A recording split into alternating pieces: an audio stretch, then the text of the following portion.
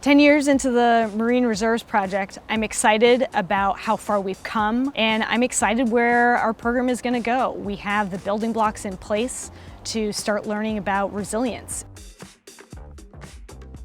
Oregon's marine reserves prohibit the taking of any living thing as well as ocean development. They're for conservation of biodiversity, they're to focus on research that's relevant to other nearshore management, and they're places that are supposed to focus on communities. They're living laboratories, so to speak, where we can go and learn more about the different communities, their change over time.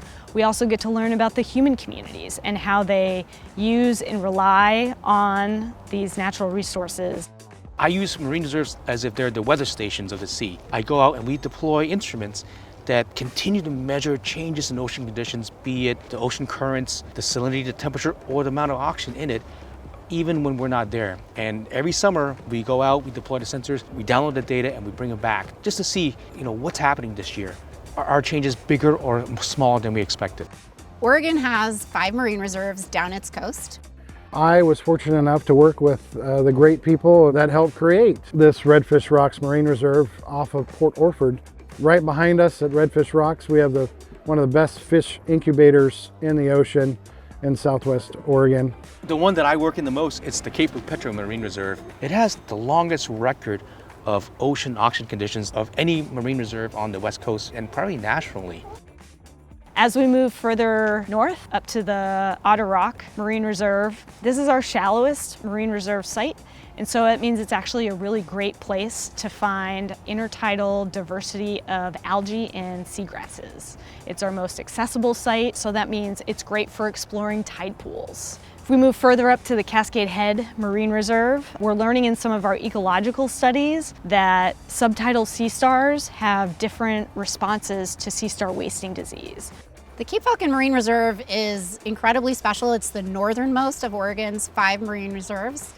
And one thing that makes it unique is it's actually in the Columbia River plume, which is a ginormous river with a lot of effect both on the land and ocean of Oregon. And there's a lot of wildlife interactions between the ocean and that Columbia River estuary. The other amazing thing about Cape Falcon Marine Reserve is its land-sea connection. It's adjacent to Oswald West State Park, and it's also adjacent to 2 new conservation areas totaling 5,000 acres just to the south.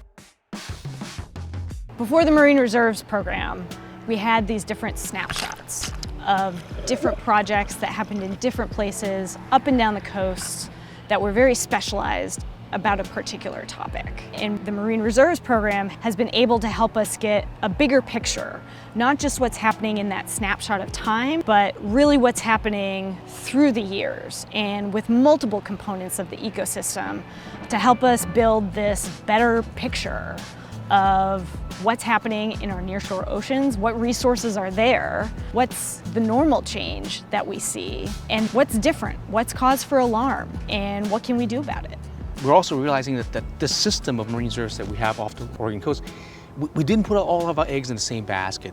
Some are to the north, some are to the south, and they coincide with different neighborhoods where the ocean conditions are different. So some are going to be more at risk from future climate change, and others might actually be refuges that we can rely on. When a system is protected, we give it a chance. We give it a chance to be more resilient, to grow that ability to rebound from changes that might be a marine heat wave or a low oxygen event.